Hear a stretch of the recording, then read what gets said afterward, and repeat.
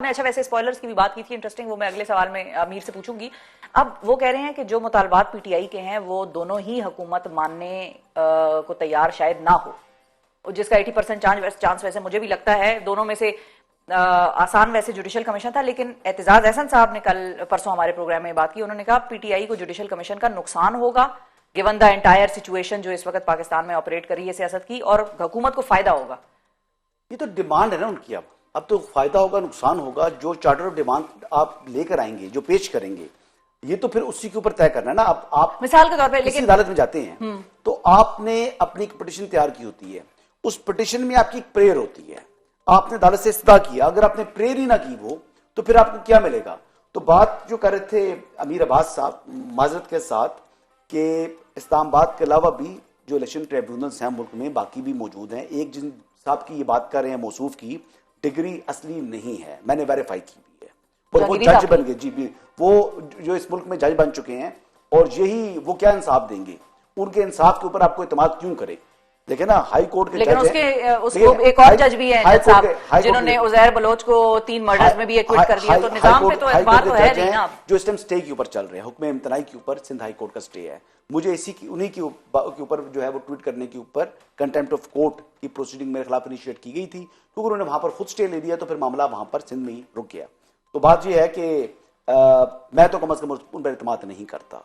उनके मुकाबले में किसी बंदे पर इत्मीनाद कर सकता हूं, लेकिन इनके मुकाबले में जिनकी डिग्री जाली है, जिनकी चीजें जो है वो डॉक्यूमेंट दुरुस्त नहीं है, वो चीजें मेरे ख्याल के मुताबिक ज्यादा क्रेडिबिलिटी उनके ऊपर ज्यादा क्वेश्चन मार्क है, उनकी क्रेडिबिलिटी के ऊपर। अगर उनको फिर भी क्रेडिबल समझते हैं अमीर अब्बास साहब, तो वो फिर उनका अपना जहन है। वैसे इतने अरसे तक एक जज कैसे काम कर सकता है जाली डिग्री के साथ? उन लोगों को भी अकाउंटेबल करना चाहिए जिन्होंने इनको जज बनाया, और मेरे ख्याल के मुताबिक इस बात के ऊपर कोई दूसरी राय नहीं है होनी चाहिए। लेकिन अगर अमारत ही गलत है, वे बुनियादी गलत है, तो उस पर कायम जो अमारत है वो कायम नहीं रह सकती। बहरहाल एक एप्लीकेशन हाई कोर्ट के अंदर ही कोवरेंटो की एक वकील साहब ने, जो कि पहले जर्नलिस्ट थे बाद में वकील बने, मियां दाऊद उनका नाम है, उन्होंने वो डाली हुई है। उसके ऊपर भी हमारे जो ऑनरेबल हाई कोर्ट है उसने खामोशी इख्तियार की हुई है। बहरहाल ये एक अलग सवाल है। जहां तक आप बात कर रही हैं कि मुज़ाकरात के हवाले से, देखिए मुज़ाकरात के हवाले से हमें उम्मीद अच्छी रखनी चाहिए, संजीदा उम्मीद क्या है? अच्छी उम्मीद, देखिए उम्मीद रखनी चाहिए। क्या मैं पुरुमीद हूं? खुद मुझे कोई नतीजा के साबित होते दिखाई देते हैं, मुझे नहीं होते, लेकिन अगेन फिर भी एक मौका मिलना चाहिए। कहना चाहिए कि अगर हुकूमत अगर राय फरार इख्तियार करती है, तो फिर आप मैं दोनों मिलकर, अमीर बाज बल्कि तीनों, हम मिलकर हुकूमत को बुरा कहेंगे, और अगर पीटीआई राय फरार इख्तियार करती है तो फिर हम तीनों मिलकर पीटीआई को बुरा कह सकते हैं। लेकिन आप एक कहते हैं ना कि वो इसको एक लॉजिकल कंक्लूजन तक तो कम से कम लेकर जाए कि कौन राय फरार इख्तियार करता है, कौन जो है कौन संजीदा नहीं है, किसकी अदम दिलचस्पी है। हुकूमत देखें पीटीआई को देने को है क्या, सिवाय एक वर्किंग रिलेशन के पाकिस्तान तहरीक इंसाफ से कोई डिमांड नहीं कर रही हुकूमत। जबकि जो पीटीआई है वो एक्चुअल कुछ चीजें मांग रही है, तो इसमें तो विन विन पाकिस्तान तहरीक इंसाफ के लिए। अगर यही भाग जाएं या यही राय फरार इख्तियार करें, तो फिर सबसे बड़े कसूरवार ये होंगे। और हुकूमत राय फरार इख्तियार करे तब भी हम कहेंगे कि जी आपको मुल्क में स्टेबिलिटी चाहिए, आप चाहते ही नहीं है कि मुल्क में जो है ना वो एक अच्छा माहौल बन सके, एक वर्किंग रिलेशन बन सके आपका शैडो गवर्नमेंट के साथ। तो ये बातें बड़ी सिंपल हैं, लेकिन देखेंगे। और मौलाना साहब जो मांग रहे हैं इंतखाबात, फ्रेश इलेक्शन, देखिए मौलाना का जो ग्रीवियंस है वो एस्टैब्लिशमेंट से भी है, और प्लस उनका वो कहते हैं कि मेरा मैंडेट चोरी हो गया है खैबर पख्तूनख्वा में। तो वो अगर खैबर पख्तूनख्वा के हवाले से उनका जो इश्यूज हैं वो तो बेहतर तरीके से पाकिस्तान तहरीक इंसाफ डील कर सकती है, लेकिन मेरा नहीं ख्याल कि अब उसमें मौलाना साहब को कुछ हासिल होगा। इसी तरीके से मेरा नहीं ख्याल कि जो 8 फरवरी के हवाले से जो पाकिस्तान तहरीक इंसाफ कहती है उनको कुछ हासिल होगा। लेकिन अब यही है कि doctrine of past and close transaction के ऊपर ही हमें आगे बढ़ना होगा, या फिर इस्तीफे देकर जो है वो रोडों पर आ जाएं, और फिर ये मुज़ाकरात वगैरह तमाम चीज छोड़ें। फिर चाहे वो इंतखाबात ले सकती है पीटीआई या मौलाना फजल रहमान, तो ले लें, नहीं ले सकते तो ना ले सकते। अभी तो मौलाना और पीटीआई साथ बैठने वाले भी सिचुएशन उनकी भी नहीं कोई नहीं बनी ना। देखिए अली अमीन ने क्या बोला कल वसीम बदामी को, जी वो जो उन्होंने अल्फाज अदा किए, मौलाना के दर पर जाकर आप वहां पर नमाजें पढ़ते रहे, हर आधे घंटे बाद आप जाते थे, और आज मौलाना से बारे में इतनी गिरी बात की, अब पीटीआई को असूली तौर के ऊपर, हालांकि मौलाना साहब ने आज उस तरह से बहुत सख्त बात पीटीआई के हवाले से नहीं की, ऊपर पीटीआई को इज़हार ताल्लुकी करना चाहिए अली अमीन के इस बयान की, और उसकी मजम्मत भी करनी चाहिए चेयरमैन साहब को और सेक्रेटरी साहब को। अमीर साहब, स्पॉयलर्स की बात की थी बड़ी इंटरेस्टिंग हसन अयूब ने कि स्पॉयलर्स हैं और पीटीआई की तरफ ज्यादा हैं। स्पॉयलर्स के हवाले से मैं आपसे पूछना चाह रही हूं कि क्या वाकई ऐसा है कि स्पॉयलर्स मौजूद हैं दोनों साइड्स पे और पीटीआई में शायद ज्यादा हैं, और एक स्टेटमेंट भी जो आई हमारे सामने कि रऊफ हसन साहब ने ये बात की कि पीटीआई के साथ जो मुज़ाकरात, गवर्नमेंट के साथ जो मुज़ाकरात हो रहे हैं, तो हमारे गवर्नमेंट के साथ कोई मुज़ाकरात नहीं हो रहे, हमारे जिसके पास ताकत है उनके साथ मुज़ाकरात हो रहे हैं और गवर्नमेंट भी उन्हीं के कहने पर हमारे साथ टेबल पे बैठी हुई है। तो ये स्पॉइलर वाला बयान था या ये आपको हकीकत पे मबनी लगता है? इस्लामाबाद की बात कर रहे हैं जो आपने हल्का कवर किया हो ना अमीर बात साहब ने। अमीर बात साहब पूरे एक टाइम पर पूरे मुल्क में तो मौजूद नहीं थे, एक टाइम पर तो आप पूरे एक हल्के को भी कवर नहीं कर सकते कौमी असेंबली के। ठीक है, अगर एक साथी अगर हम 342 हल्कों में 342 साथियों की पिटीशन आती तो फिर तो मैं बात मानने वाला था। फिर मेरे ख्याल से 342 अगर मुखालिफ में आ जाए तो फिर क्या करेंगे आप? तो बात सुने, कॉन्स्टिट्यूशनल होता मीर बास भाई, देखिए आप, आई रिस्पेक्ट यू अलॉट, लेकिन आपका क्वेश्चन जो है कोई लॉजिकल है नहीं माजरत के साथ। वो कह रहे हैं आपने पूरा कवर नहीं किया इलेक्शन। तय किया कि मैं उस जज को नहीं मानता जिस जज की डिग्री जाली है। मैं आपके साथ हूं, मैं भी ऐसे जज को नहीं मानूंगा जिसकी डिग्री जाली है। तो फिर आप उस हुकूमत को भी कैसे, उस मेजॉरिटी को कैसे मान रहे हैं, उस सिंपल मेजॉरिटी को कैसे मान रहे हैं कि जिसकी आधी से ज्यादा जो है वो मशकूक है? ये मशकूक है ना, और अभी डिसाइड नहीं हुई कि वो गलत है। जब डिसाइड हो जाएंगे तो मैं भी नहीं मानूंगा उनको। अभी मशकूक है ना, तो मशकूक के ऊपर बात है ना। मैं जब डिसाइड हो जाएगा तो मैं भी हुकूमत को नहीं मानूंगा, फिर तो मैंने रह नहीं सकती, फिर हुकूमत कायम नहीं रह सकेगी। अब पंजाब के अंदर देखें, टोटल मेरे से 20 इलेक्शन पिटीशन है। अभी बात आप सुनिएगा, बात आप सुनिएगा, पंजाब के अंदर टोटल के 20 के 22 इलेक्शन पिटीशन है प्रोविंस के अंदर, और जो मेजॉरिटी है उसकी वो 40-50 से ज्यादा है उनके पास सीटें। मखसूस को साइड पर कर दें तो फिर क्या मरियम नवाज का जो मैंडेट है, आपके जो इलेक्शन डिस्प्यूट्स हैं वो उससे ज्यादा से कम है, वो तमाम के तमाम पीटीआई के हक में हो जाए तब भी वज़ीर-ए-आज़म पंजाब मरियम नवाज रहती है। या तो फिर आप इलेक्शन पिटीशन वहां पर वक्त पर डालते, वो डाली नहीं है उन्होंने। अब ये बातों को स्वीपिंग स्टेटमेंट से फर्क नहीं पड़ेगा भाई। आप 2+2 4 लेकर आए ना, बात ऐसे नहीं है, ऐसे ही है जी। नहीं जी बिल्कुल ऐसे नहीं है जी। पंजाब के अंदर बताएं कितने इलेक्शन पिटीशन है? सबसे बड़ा सूबा है ना, कितने इलेक्शन पिटीशन है?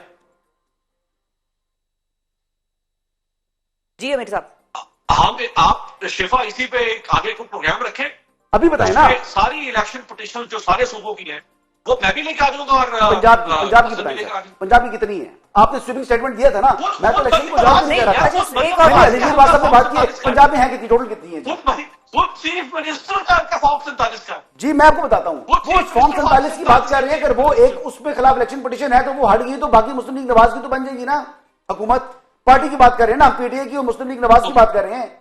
आप बताएं कितनी इलेक्शन पिटीशन है पीटीआई की? यार देखें, बात तो चले, जो मैं कह रहा हूं, अगर जितनी इलेक्शन पिटीशंस हैं उससे ज्यादा अगर मुस्लिम लीग नवाज की अक्सरियत हुई, ठीक है, अगर उनको तमाम के तमाम मान भी लें, उसके बावजूद अगर मुस्लिम लीग नवाज का सीएम बनता हुआ तो आप मदद करेंगे मेरे टीवी प्रोग्राम में? चले अगले भी आता हूं मैं शिफा के पास आप बात करेंगे। आप कौमी असेंबली में जो आर्गुमेंट खड़ा किया ना भाईजान, अब उस पर रहे ना, अब आगे बात में जाइएगा। पहले जो मैंने आपसे बात कर रहा हूं उस बात का जवाब दे मुझे। आप बात करेंगे? मैं तो कह रहा हूं कि अच्छा, मैंने तो आपसे कहा कि मैं तो कह रहा हूं कि जो नून लीग की कौमी असेंबली में सीटें हैं जो मरकजी हुकूमत बनी, ये फॉर्म 45 में पंजाब असेंबली की मैं कर रहा हूं। मैं आगे सबसे वो पंजाब असेंबली का कह रहे हैं, सूबे से आगे गया हूं, वो चले गए वहां, वो नेशनल असेंबली की तरफ। मैं बात कर रहा हूं पंजाब असेंबली की। मैंने चैलेंज भी दिया पंजाब असेंबली का, जो सबसे बड़ा सूबा जहां पर हुकूमत है, ठीक है। अब उसकी बात कर रहा हूं, मेरे पास अगले प्रोग्राम में, अभी नहीं है। आप टाइम लें, आप इकट्ठे करके अपने जो है ना वो पॉइंट लेकर आए, जो फैक्ट्स हैं वो लेकर आए, अगले प्रोग्राम में बैठते हैं। आप कौमी असेंबली में लाएंगे जी? मैं पंजाब असेंबली के, देखिए मैंने तो पंजाब की बात कर रहा हूं, नहीं कहा, मैंने तो पंजाब असेंबली का दावा भी नहीं किया। मेरे पास पंजाब पूरे पाकिस्तान में मैंने बात ही नहीं की ना यार। मैं तो फेडरल गवर्नमेंट की बात हो रही है। नहीं, वो कह रहे हैं फेडरल गवर्नमेंट बात नहीं की पूरे पाकिस्तान की, मैंने तो फेडरल गवर्नमेंट की बात की थी। पंजाब पर आप चले गए क्योंकि आपको पंजाब को बचाना था ना, आप पंजाब में चले गए। मैं तो मरकज की बात कर रहा था, आप पंजाब में चले गए। बात आपने बदली।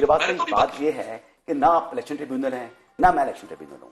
वैसे इलेक्शन ट्रिब्यूनल्स ने करने हैं ना, ये यूनिक आने पाकिस्तान में किया है। मैं तो खाली कह रहा हूं कि वो जितने इलेक्शन डिस्प्यूट्स किए हैं वो सारे अगर पीटीआई के हक में भी आ जाएं, तब भी पंजाब के अंदर जो हुकूमत बनती है वो मुस्लिम नवाज की बनती है। और जितने डिस्प्यूट्स हैं जी, तो आप भी तो सुप्रीम जी मेरे पास लेकिन उधर मशकूक आपको लगता है? I did not work on it जी। बिल्कुल बहुत से मशकूक हैं जी, बहुत से मशकूक है ऐसे। इवन के मानसेरा वाला जो नवाज शरीफ साहब वाला इलेक्शन था वो मशकूक था, लेकिन उन्होंने पिटीशन फाइल नहीं की। तो बात आगे चल चुकी है ना, मुज़ाकरात की बात हो रही है ना कि मुज़ाकरात में आपने क्या अपना मौक़िफ़ रखना है, नहीं रखना। इलेक्शन टाइम पार हो गया, इलेक्शन टाइम पार हो गया क्या? इलेक्शन टाइम बार मेरे भाई नहीं हुआ। इलेक्शन पिटीशन दायर करने का एक वक्त होता है, वो वक्त जब गुजर जाए तो वो टाइम बार हो जाता है। साल हो गया उसको जिसने किए हैं, जिसने किए हैं, ठीक है, उसके ऊपर आप बात कर सकते हैं। लेकिन आप ये नहीं कह सकते कि जनाब अभी इलेक्शन के लिए जो पहले डिस्प्यूट था, जिसने अब इलेक्शन पिटीशन फाइल नहीं की, वो भी करे, वो भी नहीं कर सकता ना। ये पॉइंट है अमीर साहब। तो उसकी तो कोई नहीं कह रहा ना भाई, उसकी तो कोई बात नहीं कर रहा। वो भी यही कह रहे हैं, वैसे वो भी यही कह रहे हैं कि जिनकी हुए हैं वो गवर्नमेंट कंट्रोल्ड एनवायरनमेंट में वो उनके फैसले होने हैं, वो यही कह रहे हैं। चलो ठीक है, क्या बहस करूं इनसे। मुज़ाकरात के एक दिन बाद इमरान खान की 190 मिलियन पाउंड केस के हवाले से फैसला सामने आना है। सजा होती है या बरियत होती है या जो भी होता है वो अब हमें देखना पड़ेगा। रावी ने हमें इस हवाले से कुछ नहीं बताया। रावी साहब, हाँ, वो मैं आपको शेयर तो किया था मैं थोड़ी देर पहले, मुझे किया था ना, आप आपको करें मेरे 200 कनाल अराजी मोड़ा नूर में, जो कि अलकादर जिसे आप कहते हैं, अलकादर ट्रस्ट केस जिसका नाम दिया जाता है, वैसे उसको मैं तो उसको 458 कनाल्स करप्शन केस कहता हूं। और उसमें एडिशनल 200 कनाल की ये किस्त थी जो फरज शहजादी, जो कि फरग होगी जिसको क्या कहते हैं, उनको दी गई थी इमरान खान साहब के घर के आसपास। तो वो बैरियर टाउन से ही ट्रांसफर हुई है, मलिक रियाज की तरफ से ट्रांसफर हुई है फरज शहजादी को। उसके फर्दर मैं आपके साथ शेयर कर रहा हूं, आप अपने व्यूज को दिखा दीजिएगा। मैं ये तो फरज शहजादी के खिलाफ इस हवाले से तो कोई मुकदमा ही नहीं जी। फरज शहजादी अब स्कॉन्डर है ना जी, वो भी आएगी बीच में। वो फ्रंट मैन थी ना उसकी, वो लाजिम होगी, किस तरह छोड़ सकते हैं। और वो इमरान खान साहब के घर के पास, वो तो लाहौर रहती है। मेरी एक दोस्त ने कहा था वो लाहौर रहती है, उसको बनीगाला में क्या इंटरेस्ट है? तो बनीगाला में जो रहते थे, इंटरेस्ट तो उनका था ना। अब ये तो बड़ी इंटरेस्टिंग आपने इन्फॉर्मेशन दी है। जो इलेक्शन की डिबेट है इसको हम दोबारा आप लोगों के लिए लेकर आएंगे। हमने क्या अपने जमहूरियत के प्रोसेस को इस काबिल बनाना है कि दुनिया ये माने और हमें ये कहना ना पड़े कि भाई इलेक्शन चोरी हो गए, इलेक्शन में धांधली हो गई, पोस्ट या प्री जो रेगिंग होती है